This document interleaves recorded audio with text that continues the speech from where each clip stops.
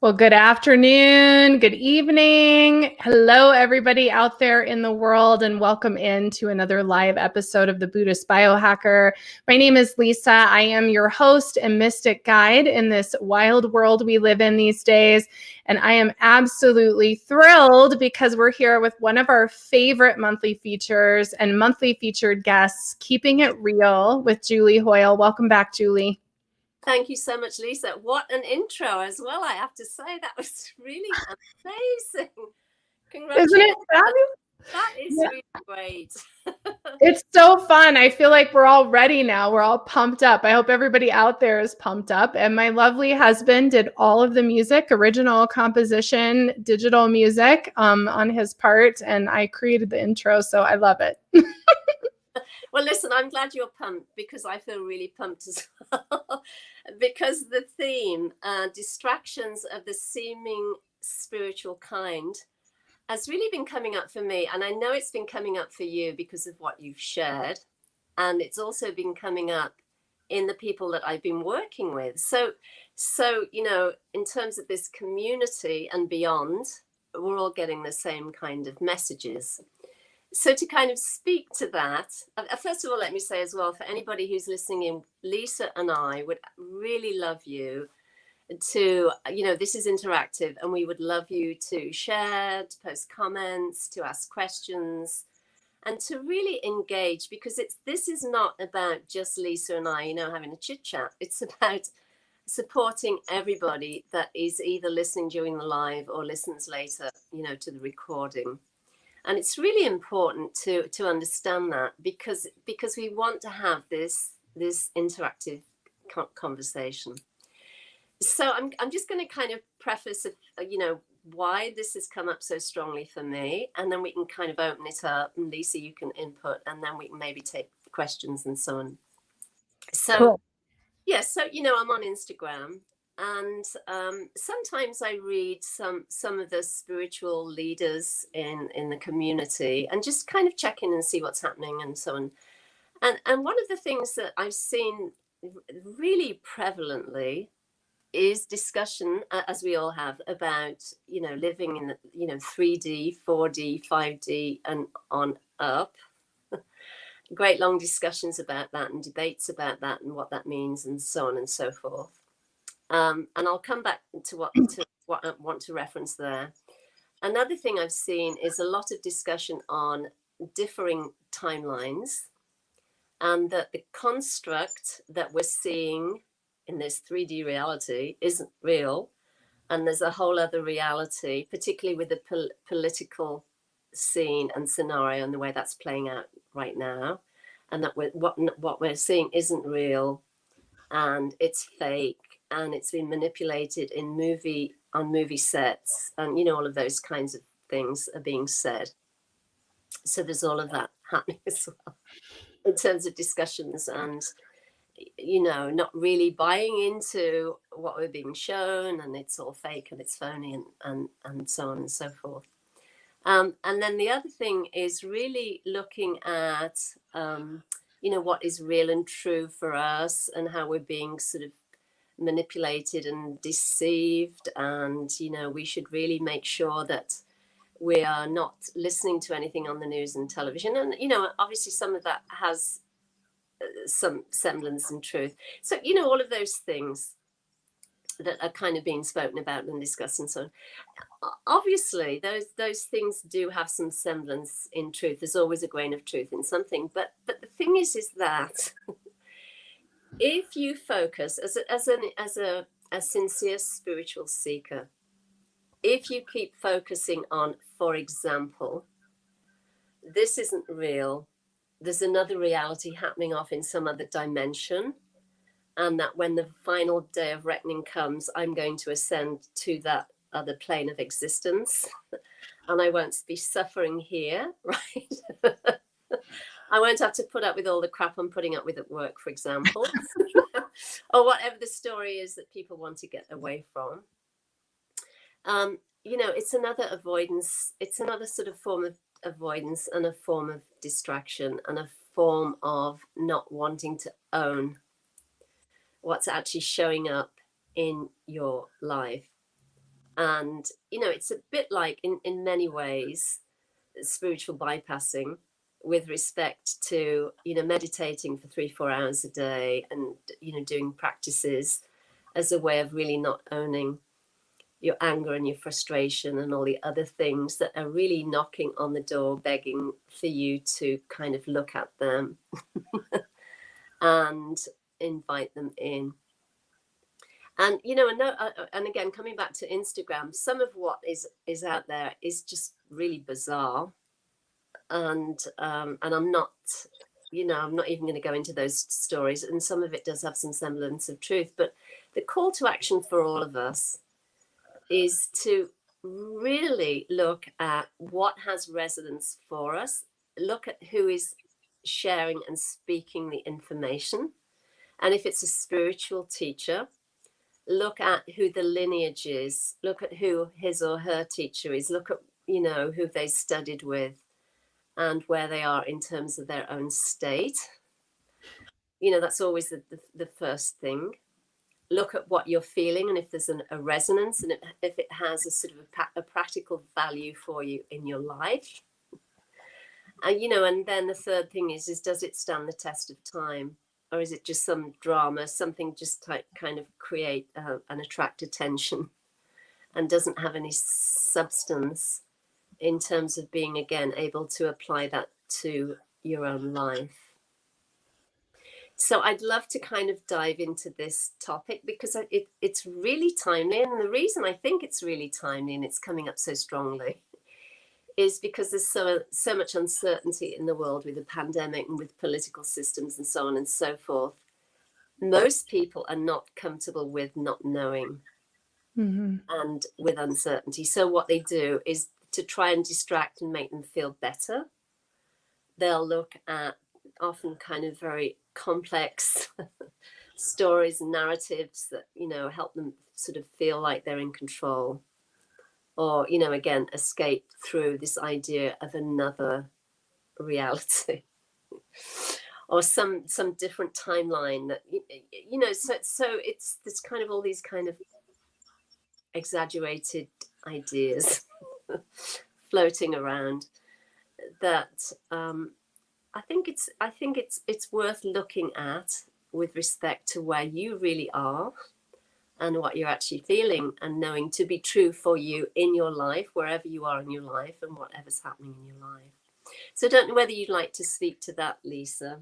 But yeah, I took some notes while you were talking, and I love the topic. And again, for everybody joining in the live, we'd love to hear your own experiences with this, your own comments and questions. Like, please share them. We'd love to hear it. And a couple of things you said that I wanted to speak on is when you talk about looking at the lineage, one thing that came through my own, automatic writing and things this year from Spirit was to really look at the body of work of spiritual teachers and even public figures, politicians, personalities, like really look at what they've accomplished, what's out there, how you can connect in with them. So just to kind of reiterate what you're saying, I mean, I agree. I think it's important because it's really easy to intellectualize all of this spiritual work. I mean, I think I'm very analytical, and it's so easy to like get lost in a sea of spiritual teachings and nerd out on all of it. And there's a time and place for that, I think. Yes. But it's also important to really simplify that down and look at what you're actually getting out of it spiritually and in your conscious awareness. So that's important. And I also think, I spent all year last year, I'm a psychic. I was laughing this week about the fact that like I'm a psychic for a living. So of course, people ask me about conspiracy theories. I think that's been the case for the 15 years I've done it, right? You want to know if aliens are true or who shot JFK or whatever it is. There's always some sort of thing. So I was laughing because it's become such a big deal to even talk about a conspiracy theory. And I thought, well, I'm a psychic. Like I talk to people who are dead. Like, of course, people are going to ask me about this. And so I had to pick apart so much of the information this last year. And I really sat with that this month, like the month of January, really at the beginning of the year. And it is one huge distraction that I think everyone created. I think it got so big because we were all forced to be with ourselves in our homes and we couldn't do it. So we just found something else to focus on to distract us from the real work within ourselves because so many of us don't want to do it because it's hard. Yes, it really is hard. And the thing is, it's really about, and this is why I wanted a theme of keeping it real. And it's not popular. What I'm speaking to is not popular at all because we're, human nature, we're just always looking for escape routes and ways out. We want to ease our suffering, which is really at the crux of the initial spiritual journey and spiritual seeking. We want to ease our suffering. But the thing is that, meditating or looking at distractions works for a while, but then you still end up feeling shitty and you're angry and you don't know why, and you don't want to look at why, and you don't want to do anything about the state of your relationship or the state of your finances, or whatever's going on, because you're busy distracting yourself the whole time rather than really looking at the crux of what the issue and issues are really about now pointing to. That phrase, your life is your guru, is true because every aspect of our lives is here to teach us something and to show us something and to reveal where we're in alignment with it or where we're working against it or where there's conflict and so on and so forth. But it's work. It's very hard because we really cannot keep kind of bullshitting ourselves. You've got to get real with it and own it and take care of what needs to be taken care of. And the thing is that, initially you may have some big sort of dramatic spiritual awakening, which was certainly true in my case, and everything for a period of time can be wonderful and lovely and you're discovering things and you're learning and all of that. And then at a certain point, the real work begins and you really have to stay in place, be present, be where you are, and really look through the lens, the honest lens of discernment with respect to what you're creating and what you have created and, your part in it. So this is a very meaty topic, and certainly, the sort of the spiritual distractions can take all shapes, size, and forms. One of them, as I said earlier, is, can be a preponderance to meditate and do all the practices and avoid, the practical aspects of one's life. And now the newer ones now, they're talking about different timelines and not really having a clue about what that means. And also with some clients, I've had them, and I've been working with them, they've been very concerned because they've heard all about, 4D and 5D and all of those things, but, they're worried that they're not in it. And how do you get into it? And what am I not doing right? I must be doing something wrong. Or maybe, I need to clear my base chakra. So there's all those conversations, and then it adds another layer of people believing, because a spiritual teacher or something has said all of this, that he or she is right. This person is wrong. They're not getting it. They're not feeling it. And so they need to double up their efforts or do something else or do some purification in order to get to whatever that place looks like. And it's the truth, right? This is the reality of what's being sort of created. And the thing that I always say is, listen, right where you are in your life right now, with your 3 kids, craziness at work, or whatever's happening, conflict with your husband or your partner, whatever, right there, that is the doorway. Because being present, being aware, being conscious of where you are and what you're creating, and owning all of that, is really the doorway into realization of the self, and having these insights, epiphanies, inner messages, clear seeing, clairaudient, clairvision, whatever you want to call them, whatever terms you want to give to that phenomenon, is about source itself speaking to you in your life right where you are, without you having to sort of become some idealized version of what it looks like to live in 5D reality or whatever. You know what I mean? I do. Well, and I want to speak directly to that too, because I think it's important to question, going back to what you said about the teacher, is going back and asking the question, why are you just taking their word for it? And if it's okay, I want to directly say, like, we did a video last year where I went through the 11 dimensions for this very reason, because everyone was talking about it. And I'm like, what the hell are we even talking about? Really? Like, does anyone even know what they're talking about? And so I wanted to know. And so I think it's really important. Like, I went and I watched, I'm not even kidding you guys, I watched YouTube videos about string theory to understand what the different dimensions are. And the conclusion I came to, and part of why Buddhist Biohacker is about 1111D, is because you literally are in all these dimensions right now. There is no, like, that's what you're accessing when you live and meditate and do your life. And so, it's so important to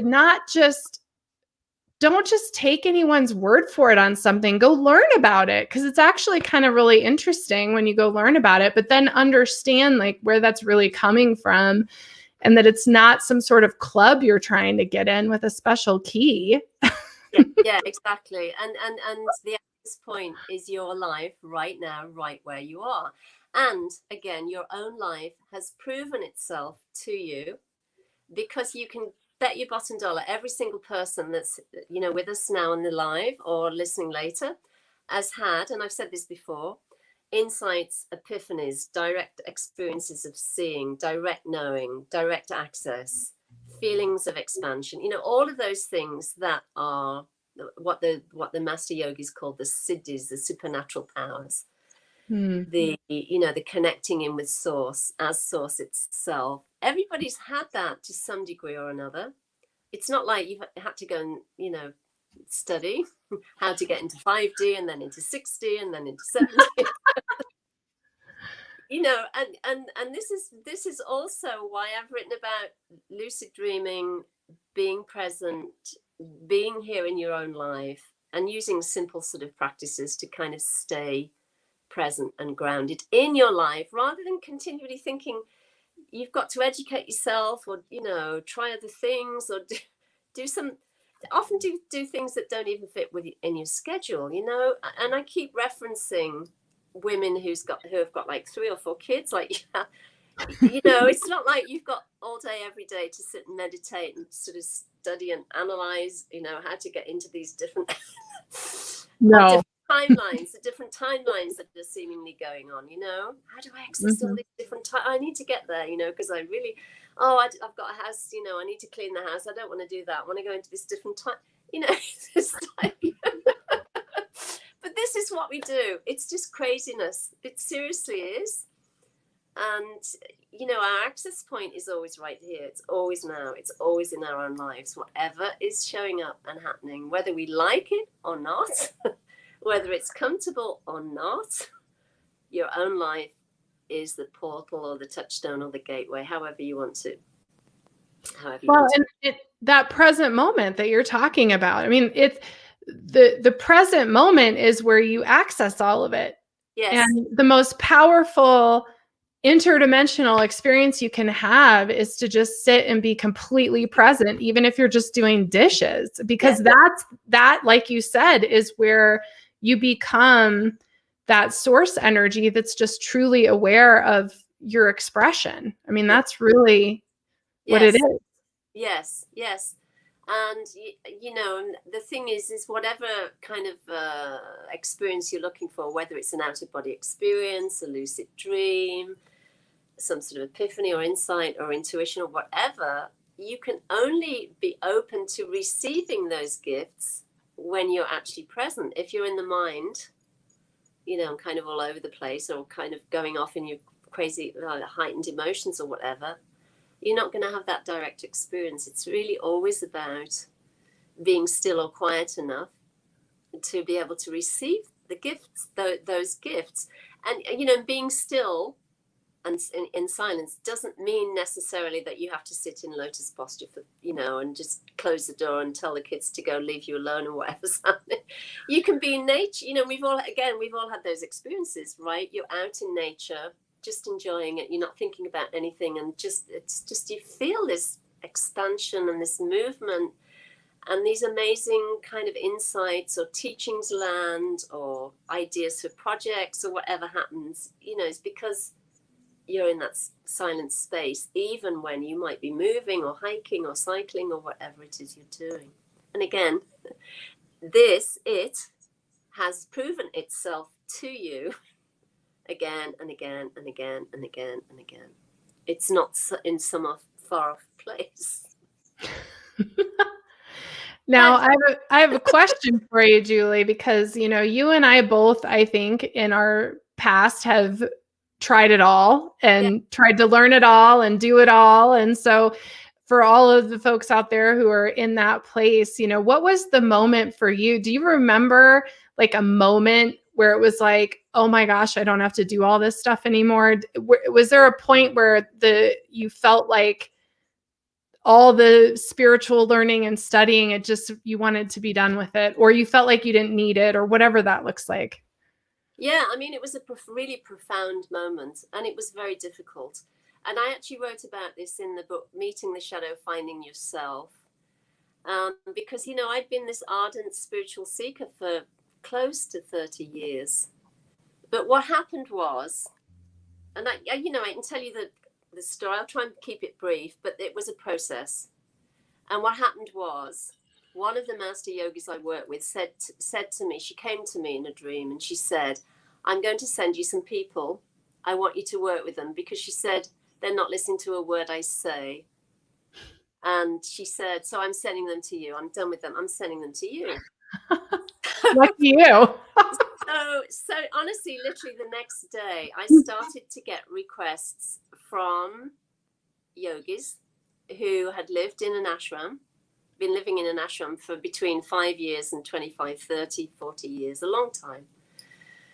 And so I was working with them, but predominantly the thing that kept coming up more than anything was fear. There was a lot of fear around, what happens if I leave the ashram? Will I be able to find work? Will I be able to find a partner? The usual questions. But the thing that it really shocked me, and I worked with them and, we had good sessions. But the thing that kind of shocked me was like, wait a minute, these people have been in this ashram for 25, 30 years, 40 years, and they are still as conflicted and full of questions and anxiety as they probably were going in. How is that even possible? So then I was angry, because it's like, why are they still in the ashram? If they haven't sorted this doo-doo out, why isn't somebody helping? So what happened then? This was a gift, because what happened then was, I had this epiphany and I said, oh my God, I don't want to end up on my deathbed thinking, geez, I spent 40, 50 years on the spiritual search, and I still have these moments where I feel shitty. And I'm using really direct language because this was my reality. You know, I'm on my deathbed and I'm like, well, that was a waste of time. You know, I'm gone out drinking, partying, and enjoying myself. Right, so I just didn't want that. The idea of that just horrified me because of the time and the commitment and, you know, and the effort I put into the spiritual search. So what happened was I was so disgusted with the whole drive and the whole search and the whole seeking. I just said, I am done. I just literally, I clearly remember the moment. I just dropped everything. I said, I'm done. I'm going to stop. And that was a huge thing for me because I'd been a meditator and chanting and doing everything. I just dropped everything. And the only thing that had any kind of appeal or resonance was to leave everything alone, just go about my business in my life, and to deepen into the silence within my being, and to go as deeply into the silence as I could possibly go, and just see how far I could go in it.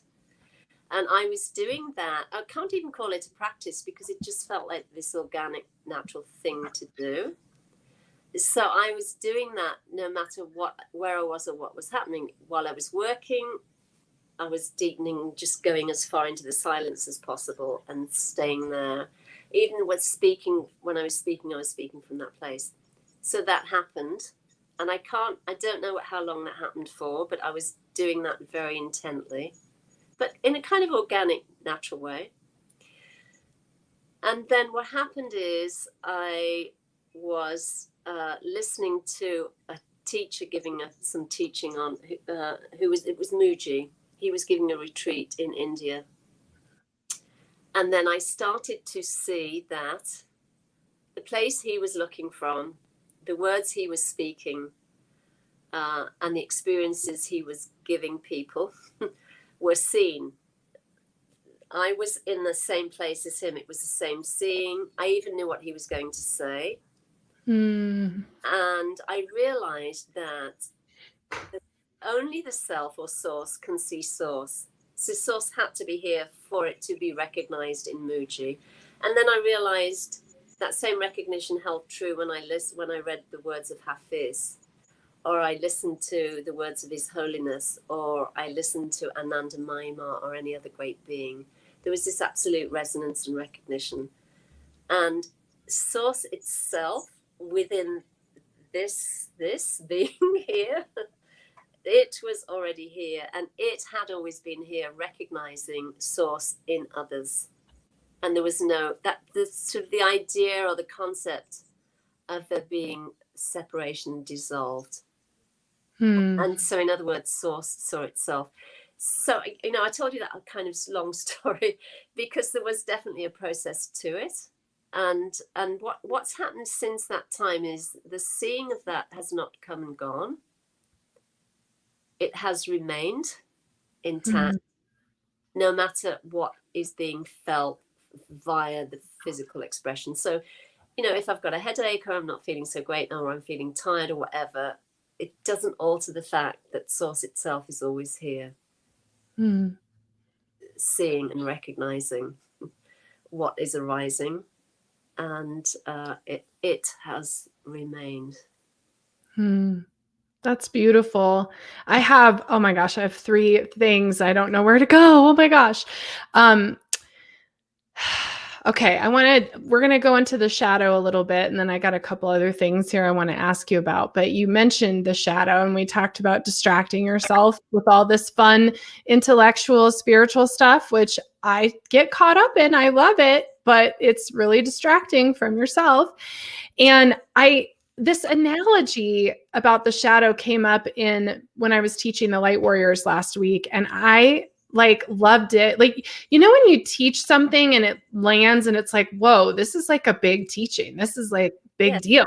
Yes. And I wanted to share it with you. And this is so good because of the topic today. But what came to me was working with the shadow or seeing your shadow is like when you get a photo of yourself and you feel all great. You look good and you did your makeup and your hair's done. You're feeling really good about yourself. And then you see the photo and you're like, oh my God, what am I doing? And you suddenly see yourself in a very different way that completely shatters all that ego that you were feeling so good before. And that's really what the shadow is. And so I want you to talk. You have your new book, which we all love. And I think everybody in the community is doing some kind of work from one of those chapters right now. But what do you think is like the 2020 shadow that everybody was distracting themselves from? Do you think there was like a theme for the whole year? I know that's kind of a weird question, but yeah, I kind of get it. It comes back down to I don't even necessarily think it's shadow work per se. It's being comfortable in the not knowing. And most people really are not comfortable. Because we've been raised that way in the West, right? Yeah. Organize, and you go to school and you get your degree and you do this, and it's like there's a sort of formula for it for life. And then we're taught also to believe that, we can fix whatever's showing up. If you have a plan, you approach it in the right way, we can sort out or figure out what to do, and there is some truth in that in a relative sense. But because this has been, an unprecedented situation, really nobody knows anything. Even though we've got experts telling us that they got it figured out, then we pretty much all realize that really actually nobody does really know. So it does take a certain amount of trust to be able to trust the not knowing. And obviously you take care of yourself, you do the things that you wear a mask or do whatever you've been asked to do, or you wash your hands, do those things. But a lot of it is just not being comfortable in not knowing anything and not knowing what's going to happen tomorrow or next week, and then trying to find sort of strategies or concepts that tell you really what's and you'll find 25, 30, 40, 50 different versions of what that looks like, right? People purporting to sort of be able to tell you exactly what's going on, what the story is behind the scenes, and these different timelines, or this fake this and fake that. So again, it's really about trusting the not knowing, but obviously taking care of what your responsibilities are, and doing whatever practices you may have on hand, whether it's just kind of walking in nature, but as a way of coming out of the mind and connecting in with source, and trusting the information that comes from source as well, because that's the other side of it. I work with so many people that just don't trust their own intuitive knowing, and I'm sure you do too, Lisa. Mm-hmm. And that is vital, especially nowadays. So if you have something that lands in you that says, hey, start looking for another job, or take care of this situation, or sort your finances out, or whatever you're told, it's important to listen to that and to act accordingly. Mm-hmm. Yeah, and to trust, like you said, to trust your intuition. I mean, I was told years and years ago, I mean, this was so long ago, but I was told by another psychic, I should never tell you anything you don't expect. If you're getting a good reading, then you are being told things that you already know are true because they are tuned in with you and your own intuition. And that's always stuck with me because it's true. Like, it doesn't mean, even as a psychic, it doesn't mean I don't need a reading. It doesn't mean I don't call you, Julie, and say, oh my God, is this going to happen? And this and that and the other thing. But it's the trusting and the validating. And the more that you trust yourself, the less you need it. It's really amazing. It's been amazing watching my own transformation, especially over the last 4 or 5 years, of even my own cards. Like, I have cards and I don't even look at them ever. I mean, I never look at them for myself really at all. And if I do, I have to stop myself and say, well, why are you doing this? And that was a huge transformative moment for me to be able to do that. And so what you're talking about here is so important, about trusting your intuition and really listening to what's coming, because I think we're all receiving more. If anything's changed, it's that we're all connecting more with ourselves and with what is coming, because I think we are feeling out, trying to figure out what's happening.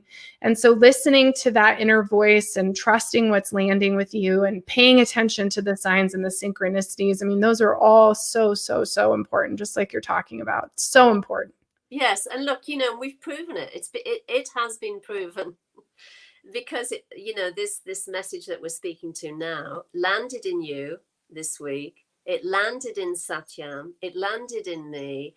It landed in the group that I was working with on Sunday, and we were all essentially saying the same thing. I mean, it may have landed in us using sort of different words, if you like, but it was essentially, the heart of it was the same message, which is about trusting what you are hearing and feeling and perceiving, and trusting it enough to act on it, rather than hearing it. Now, getting a buzz from it as well, but, kind of ignoring it or not doing anything with it, which is what happens in many cases, that there's no follow through,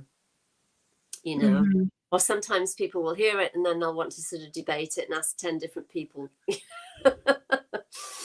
Rather than sitting with it and owning it and really looking at what it's speaking to, because there's always this sort of potency in every message, and there's the vitality and energy behind it that lands in you, that kind of shows you what the next step is, and it brings you the people that can support your vision or your idea or the project that's been given to you.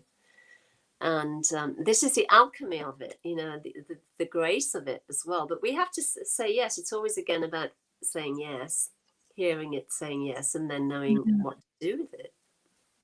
Well, and what's coming even right now while you're talking is saying yes, because you're, how do I want to say this? Like, you understand the importance of your own intuition. I feel like we're discounting our intuition by either ignoring it, debating it, thinking it's not you, thinking it's not God's source telling you an information. Like, instead of just being like, wow, I just received an important message or an important teaching, or this is important, and allowing yourself to have that empowerment within yourself, that it's real and you're hearing it, and do something about it because it's real.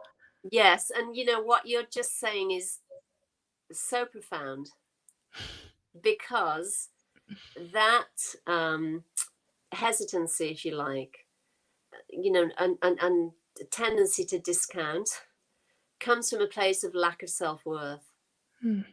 It's this ingrained belief, and sometimes it's so subtle we don't see it. It's unconscious. There's this ingrained belief, oh, Lisa can have these insights, or Julie can have these, but I'm not ready yet, or I haven't worked enough, or I don't know enough, or I'm not sure. There's a lot of sort of hesitancy around it, rather than recognizing, honoring it, looking at it as this great gift, this great treasure, which is a gift of source itself, and then kind of honoring it and working with it in the way that it's calling you to respond. Yeah, I feel that everywhere right now. That's huge. Yes, it really is. So, one of the things that is really worth looking at is looking at, and inquiring into, what do I think I need to sort of improve or change or purify in order to be able to receive from source? Because, all of those ideas are not true. They're just concepts. These beliefs that have no basis in reality. Because source has proven itself again and again. Through I think just about everybody's had some epiphany or insight or intuitive message or whatever, right? To a greater or lesser degree, but there can be this tendency, or I haven't done enough work, or I don't know, can I trust that, or I'm not sure. All of that starts to kick in, and then the most beautiful gifts are discounted and sort of thrown in the trash. Well, and I'm having a profound, man, this is profound. Like one thing, and we've talked about this before, one thing I've always trusted is the messages I get. Since I was a kid, it did not matter if I told to go outside and write in my journal or whatever the heck it was, but I've always, when something lands from spirit, it's like, okay, like I'm going to go do this thing. And even in this moment, I'm realizing I put all this importance on it because it's coming from source and not even recognizing that that's me until this moment. And I'm like, oh my gosh, like I'm still seeing it as outside myself. And it's just not. No, it's not. Because there's only one consciousness, which is source itself. And only source can recognize source. The mind can't recognize source. The mind's always, thinking and debating, and, source recognizes source, or the supreme self, whatever term you want to give to that. And it, once it is seen as being this, as being here, as being you, that is your primary identity or true nature, or whatever you want to call it, right? That is everybody's true nature, source itself. And then out of source itself, the personal expression takes form, in the body and personhood form. But it's source itself as this. Oh, well, and that's a good segue into something else I made a note I wanted to talk about is I'm obsessed right now with bringing God source into form. And I feel like in every conversation I'm having, whether it's a client or a class or whatever, I really feel like 2020 was what it was. It was our little journey. And this year really feels to me like our job on this planet is to bring God source into form. Yes. That is why we're here. I feel like we came here to do this, and I wanted to bring this up and get your thoughts on it because I'm just obsessed with this. Like, no, we have to be here on this planet and bring God here, whether we're painting or writing or singing or playing with the kids or whatever we're doing. It's about bringing God source here through us. Yes, exactly. So the way I respond to that is God source is already here. The work we're doing is helping people to see that and recognize it and to be it, right? And stop monkeying around, essentially, looking for distractions, thinking you're not ready, thinking you've got to sort of purify all your chakras or whatever you've got to think, work on the inner child or whatever, and all of those things have their place. But, just don't stay there forever. And recognize that, as I've been saying repeatedly, and it's such a simple thing, but we don't see it. An epiphany, an insight, an intuition, a message, whatever you want to call it, is source itself as you, speaking to you, trying to get your attention, right? Yeah. And it is already here. It doesn't require these kind of major months or years of study. It's proven itself again and again. So, certainly the work that you're doing, the work that I'm doing is really in support of that, to help people to see what is already here in their lives, exactly where they are right now. And to have fun with it, to play, and to kind of get real about, why are you here? What is your call to action? What are you being called to? And just sort of stop this, as I said, monkeying around or sort of wasting time or just allowing themselves to be distracted with stuff really isn't very beneficial. And another side of that too is also recognizing, when you have been, you've been on your spiritual path or journey for a period of time, you've done certain practices, or you've sort of imbibed teachings, to recognize and see when something is kind of taken its course and it's finished and it's over, and that was a phase, and now it's time to sort of renew or change direction, because there can be a set tendency to do that as well. If somebody's, let's say, studied, I don't know, shamanic practices, for example, you know, learn certain techniques and rigidly trying to stay there, where there's a bigger calling to open up and expand and include everything. And I'm not saying that shamanic teachings are narrow, but there can be a tendency sometimes to have a mental idea or construct around what that looks like and stay in a particular place rather than expanding and including everything and recognize. Yeah.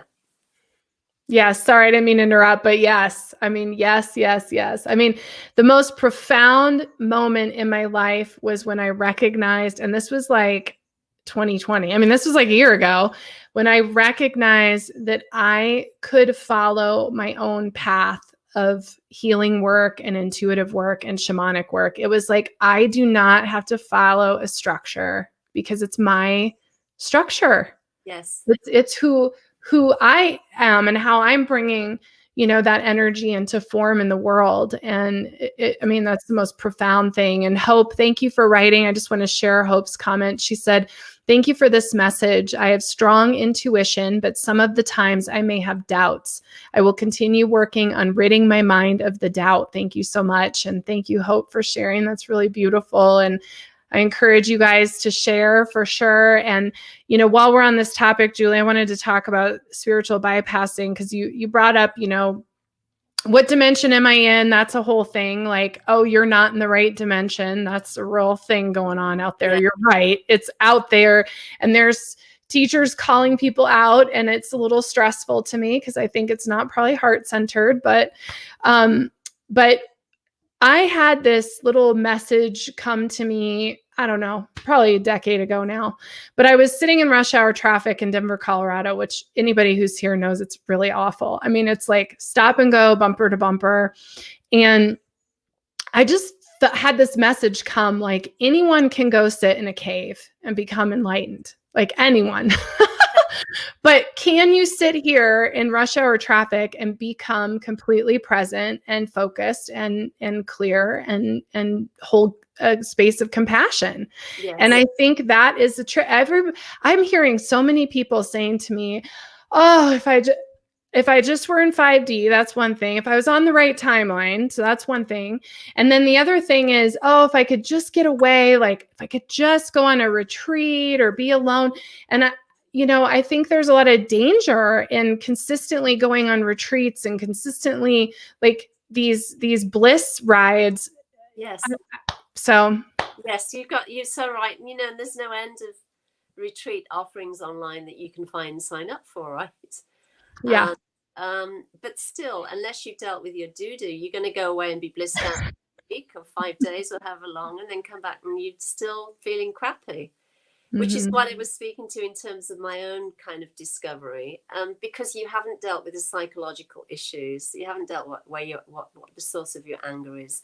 And this is why shadow work is really essential, all of which can be done right in your home, right where you are, while you're working, taking care of the kids or whatever's going on. You know, and the proof of that is exactly what I was doing. I mean, I've worked for God knows how many years in very difficult conditions, not had an easy time in terms of the work, and yet it was a perfect sort of container for that sort of inquiry, because as you know, when you're working on something shadow related and you sort of start inquiring, it will show up in the form of a, you know, boss or co-worker or something. It will take shape. Show up. Yes, it will. And really, that is the real work. And again, I'm not discounting retreats. Retreats can be wonderful, and they do have their place. And I've certainly done a few retreats in my time too. But you know, at the end of the day, if you know you haven't got the money, you can't take the time off work, you've got kids that you need to take care of, whatever the story is, how about creating the idea of a retreat in your own space, even if it's only 10 minutes a day, just to kind of sit and be quiet. Yes. Take nature, or bring the retreat into your own home. And, you know, and again, the master yogis say that. They say, bring the ashram into your home in a way that works for you in terms of your schedule. Because, again, all of that is escapist. Go on a retreat. I need to go on a retreat. I can't deal with this anger. I'm so angry. I need to go on a retreat. Well, and I think I find like anytime I went to see His Holiness and it was like this really incredible experience, it's like the minute you get back, it's like the boomerang hits and it's like, oh my God, your shit flies up like crazy. It's like guaranteed if you go and do some kind of spiritual retreat or some kind of blissful experience that you're about ready to take your shadow to the next level, I think. Yeah, for sure. And you have to be kind of ready and willing to do that. And it's not easy. Not easy. But, you know, the key always is about you and your life. Where are you? What's happening? What do you really need to take ownership of? What do you need to look at, you know? And go from there. Start there. Stay there. You know, and obviously if an opportunity for a retreat comes up and it is going to be very helpful and supportive and will open things up for you, believe me, the supreme self or source itself is supremely intelligent. It will get your attention somehow. It will land and the money will manifest and you'll be able to go, you know. So it's just really paying attention and being present in your life in order to see that and hear it and feel it, you know, and trust it. Yeah. I want to open it up to the group that's watching live and we'll continue this conversation. I'll share how we do that at the end, but I think it would be interesting to hear what epiphanies you guys have had.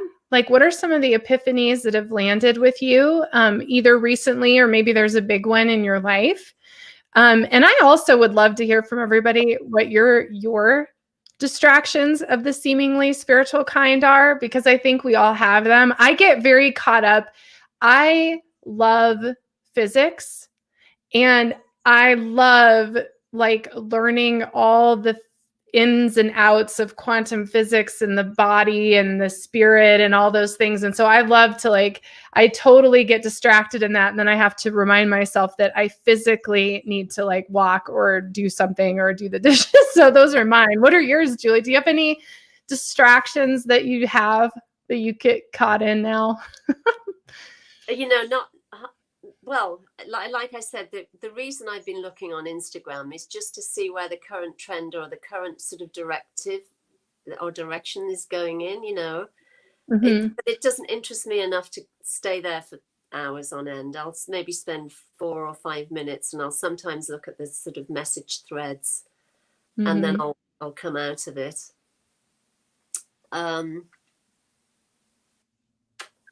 There must be a distraction. I can't think of one off the top of my head, actually. That's good. Because since Source recognized itself, or the self recognized itself, and has not come and gone, then there isn't the same sort of pull into those kinds of distractions. But prior to that, there was certainly this sort of drive, or maybe I need to do another intensive or a retreat, or maybe I should meditate more. So those things certainly had their place in terms of my own seeking. Yeah.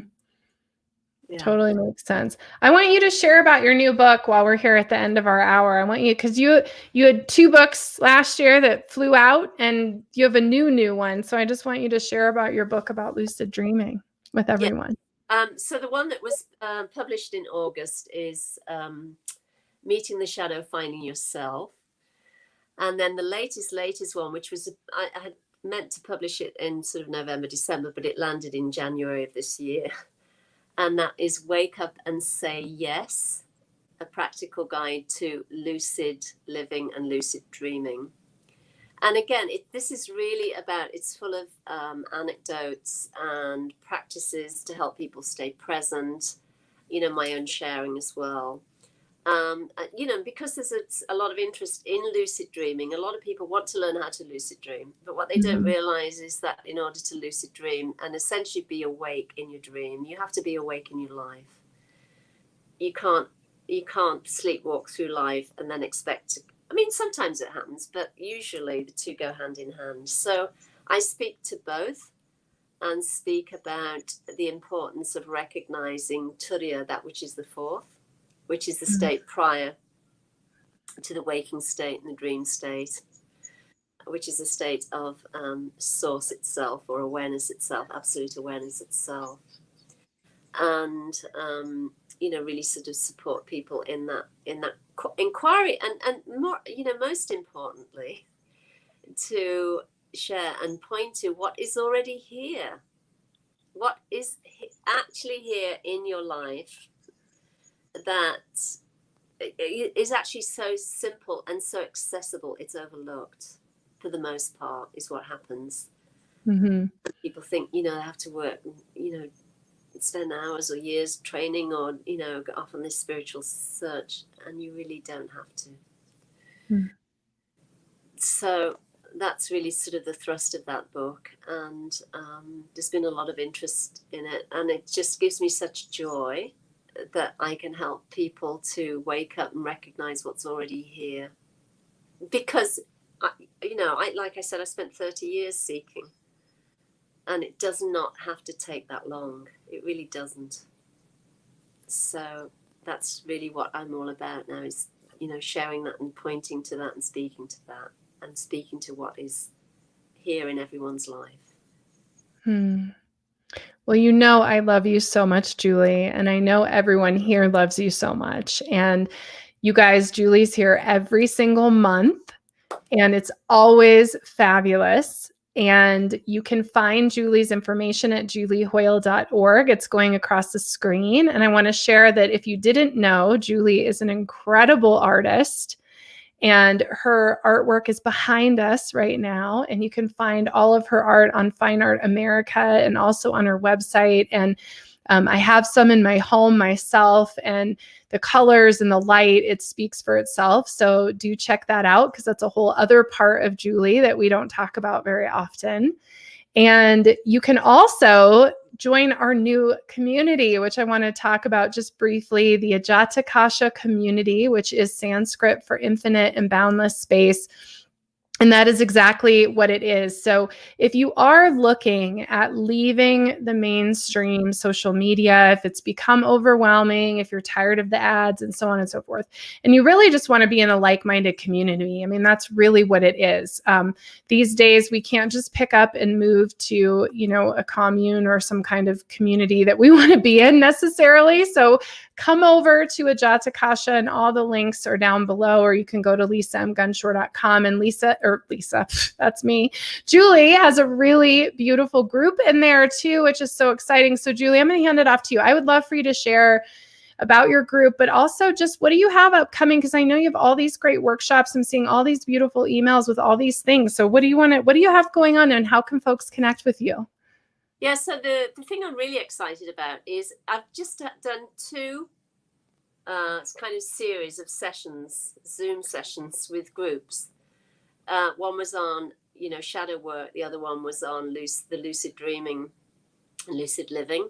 And now because I was asked to continue, because they've been so powerful and so potent, I'm going to run a series again, just 3 sessions, looking at, utilizing your creative energy, owning your creative energy, and looking at some of the obstacles that kind of are stumbling blocks and block us from owning what we're receiving in terms of a call to action. And then, finding ways to really get that moving and to get that energy out there. So I'm just looking at the title. The title of it's Staying True to You. It's on the events page of my website, and you can register for that. And you can just join for one session, or you can do the block of 3. It's up to you. And that is coming up. I'm looking at the dates. The 21st of February is the first one, and it runs on the 21st of February, the 28th, and the 7th of March at 9 Mountain Time or 11 Eastern Standard Time. And that's just one of a few. I've got a few other things that I'm working on as well. And then with respect to the Ajitakasa community on the app, I'm hosting 2 groups. One is a writing group, Writing Your Truth. So again, that's really helping support people to, write articles or course content or blogs or books or whatever they feel called to share. And the other one is Awake, Now What? And that is really about supporting people to look at, again, conditioning or beliefs around what awakening is and what the process is like, and again, what's sort of hindering or blocking their direct seeing, and having conversations around that. So I'm really enjoying both. Oh, and then I'm part of the Spirit in Art, or Art in Spirit was the group's name. Yeah, Art in Spirit, I think. Art in Spirit, yeah. So yeah, I've shared a little bit on there as well. So I'm just having a great time. I'm absolutely loving the new app. It's fantastic because I really love that there's no sort of hindrance in terms of who you connect with, which is a big frustration with Instagram. And also the cloning, I told you all the story about my account being cloned 4 times, not just once. Oh my gosh. So anyway. Well, I'm happy to have you in there. And yeah, it's really beautiful. There's been this whole thing, I got to stop scrolling and all that stuff. And I'll tell you what, I love scrolling the Jatakasha feed, because I did a meditation the other day with somebody who was leading one, and somebody else was sharing these beautiful cards, and you had a great prompt. And I mean, it's just really amazing. So again, you guys can find it's on Droid, it's on Apple, it's on the web, and it's all on lisamgunshore.com. And like I said, Julie's here every single month. And Julie, it's just been a pleasure. This topic, we can continue on, and you guys can join us in the Buddhist Biohacker group forum on the community app. And I'm going to post up not only this replay, but I'm also going to post up some questions for you guys from today. I think we should continue the epiphanies conversation, and also what are some of your spiritual distractions, so we can talk about how to overcome those. So thank you so much, Julie. It's so wonderful always. Thank you. It's been an absolute joy. I loved it every minute. I can hardly believe the time. It's just like amazing. Yes, there's no time in this joint. That's for sure. I'm with you. And I feel like I got a really profound, I got some profound messages myself today. This was beautiful. So thank you so much. And thank you to everyone who's watching. One last thing. Don't forget to click subscribe to Buddhist Biohacker and Julie Hoyle's YouTube channel. We're live on both. So wherever you are watching this, don't forget to subscribe and follow. We love that as well. And so much love to you, Julie. Thank you so much. Yes. And thank you, everyone. Have an amazing day. I'll be back on Thursday with This Morning with me and Delisa. Have a good day, guys.